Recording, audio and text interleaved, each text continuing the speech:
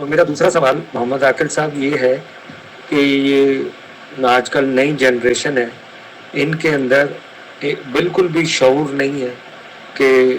جو نکاح ہوتا ہے، نکاح کے بعد جو ان کی سہاگرات ہوتی ہے جس کو ہم وہ کہتے ہیں نکاح کے بعد، تو وہ جو ہے اس کے بعد غسل کرنے کا طریقہ کیسے کرتے ہیں، اس کے بعد کیسے کرنا ہے، یعنی ان کی لائف میں اس غسل کی کتنی بڑی اہمیت ہے، جو کہ ہمارے ہاں میں نے یہ دیکھا ہے اکثر تو نوجوانوں کو یہ پتہ ہے، اور اگر پوچھو تو وہ بتاتے ہیں ہم تو یوں کرتے ہیں، ہم تو یوں کرتے ہیں، مگر وہ میرے سمجھ میں یہ نہیں آیا کیونکہ وہ قرآن و حدیث کے خلاف ہے۔ تو آپ کے چینل سے اگر اس چیز کو بڑے وضاحت سے بتایا جائے گا تو میں سمجھتا ہوں کہ شاید یہ صدقہ جاریہ ان کی طرف ہوگا۔ یہ نئی جنریشن کی بات کر رہا ہوں، ویسے تو بہت سارے پرانوں کو بھی پتہ نہیں ہے۔ نحمدہ ونصلی علی رسولہ الکریم، اما بعد۔ زکریا بھائی ہیں کراچی سے، ہمارے چینل کے بہت خوبصورت انہوں نے ڈیزائن بنا کر ہمیں بھیجتے ہیں یہ، اللہ تعالیٰ ان کی عمر دراز کرے اور ان کی خدمات کو اللہ شرف قبولیت بخشے۔ دیکھیے، سہاگ رات سے متعلق بہت سارے ایسے احکام ہیں جو کہ صرف لڑکوں کو ہی نہیں، لڑکیوں کو بھی نہیں پتہ ہے۔ اچھا، ہمارے ہاں گھروں میں یہ رواج نہیں ہے زکریا بھائی کہ خواتین اپنی بچیوں کی تربیت کرے، پڑوس سے کہیں سن لے گی، اسکول میں سہیلیاں بتا دیں گی، یا کوئی خاص ایسا ایجوکیشن کا سلسلہ نہیں ہے۔ خلیجی ممالک میں نے یہ نوٹ کیا ہے، بلکہ گزشتہ دنوں کچھ کلاسز دبئی کے اندر بھی شروع ہوئی تھی کہ ازدواجی تعلقات اور حیض اور نفاس اور غسل جنابت اور شادی بیاہ کے طلاق کے جو مسائل ہیں، اس سے بچوں کو اور بچیوں کو آگاہ کیا جائے۔ بڑی بات تو یہ ہے ہمارے یہاں کہ جو چینل اس طرح کی گفتگو آپ کی خدمت میں پیش کرتے ہیں، لوگ ان پر طعن اور تشنیع کرنا شروع کر دیتے ہیں، اور اس فکر میں، جس فکر میں آپ مبتلا ہیں کہ اپنی ینگ جنریشن کو قرآن و سنت سے جوڑیں، ان کی پاکی اور ناپاکی کا انہیں احساس دلائیں، ان کی تربیت کریں، یہ الا من رحم رب۔ آپ کو یہ جان کر حیرت ہوگی کہ بڑے بڑے یہاں ایجوکیشن، ہمارے یہاں بڑے اسکول میں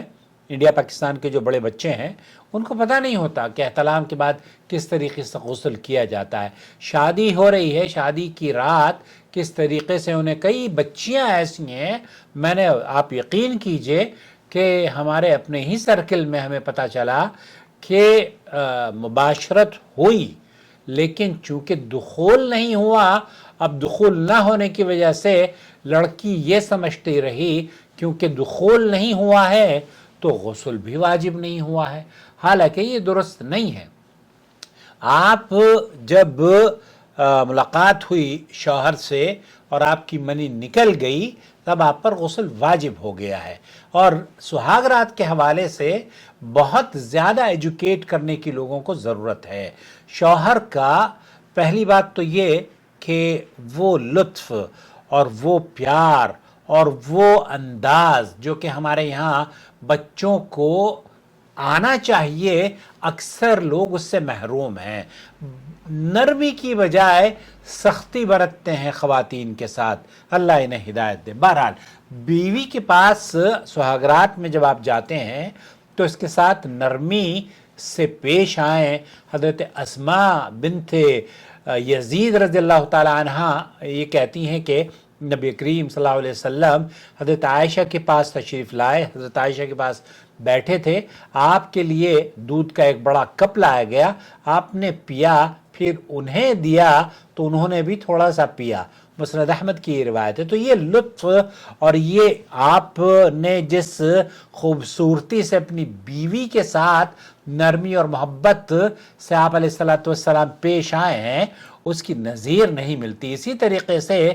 یہ بھی ہے کہ آپ جب اپنی بیوی کے پاس جائیں، صحیح بخاری کے اندر حدیث موجود ہے کہ اس کے اگلے حصے پر ہاتھ رکھیں،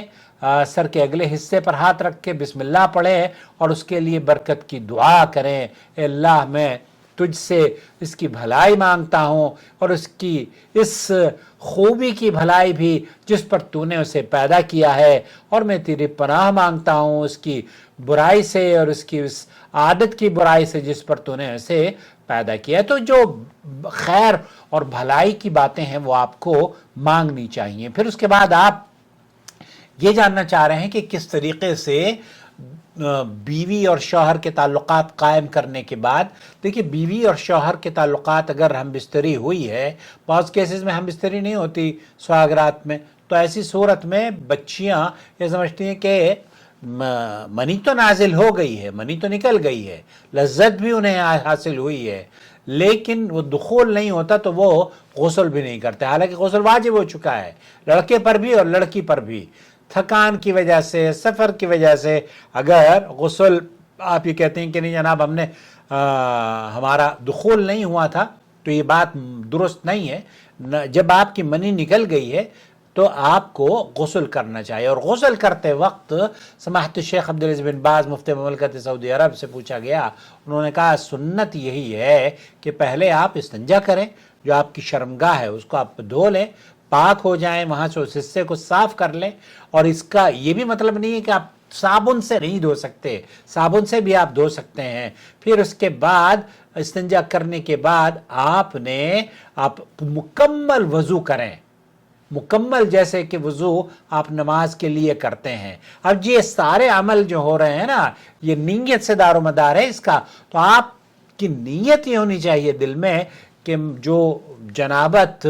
یا جو غسل ہم پر واجب ہوا ہے، ہم اس سے پاکی یا طہارت حاصل کرنے کے لیے غسل کر رہے ہیں۔ تو یہ وہ طریقہ ہے جس طریقے سے اللہ کے رسول صلی اللہ علیہ وسلم سلف صالحین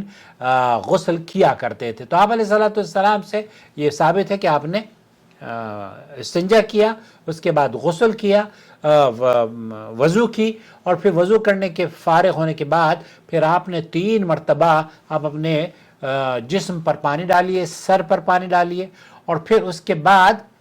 باقی حصے پر پانی ڈالیں، چاہے دائیں طرف سے آغاز کریں اور پھر بائیں طرف۔ اور آج کل چونکہ پہلے تو وہ ڈونگوں میں پانی ڈلتا تھا، اب تو آپ شاور کے نیچے ہیں، تو شاور کے نیچے شاور خود ڈیوائیڈ کر دیتا ہے پانی کو، لیکن اگر آپ اس کو کندھے پر ڈالنا چاہیں اور دوسرے کندھے پر ڈالنا چاہیں تو کوئی حرج نہیں ہے۔ اور جب آپ پاک صاف ہو جائیں تو اس کے بعد آپ کو دوبارہ سے وضو کی ضرورت نہیں ہے۔ تو وہ وضو آپ کا کافی ہے جو کہ آپ نے غسل جنابت میں یا حیض کے غسل میں یا احتلام کے غسل میں کیا ہے۔ مجھے امید ہے وضاحت ہو گئی ہوگی، اور مجھے یہ بھی امید ہے کہ آپ اپنے اس ویڈیو کو اپنے حلقے میں ضرور شیئر کریں ان بچوں کے ساتھ جن کی شادیاں ہو رہی ہیں، تاکہ وہ اپنی نمازوں کو ضائع نہ کریں۔ انہیں تو پتہ چلتا ہے 2-4 مہینے کے بعد کوئی ویڈیو ہماری نظر میں آ جاتی ہے تو پھر کہتے ہیں جناب ہمیں تو پتہ ہی نہیں تھا، ہمیں تو کسی نے بتایا نہیں، گھر والے بھی نہیں بتاتے، استاد بھی نہیں بتاتے۔ تو یہ چینل ہی ہے جو آپ کی صحیح طور پر رہنمائی کرتے رہتے ہیں۔ شکریہ۔ الواجب على علماء الحق أن يتقوا الله وأن يعلموا الناس وأن يرشدوا الناس من طريق الإذاعة، من طريق الكتابة والصحافة، من طريق التلفاز، يعلموا الناس دينهم.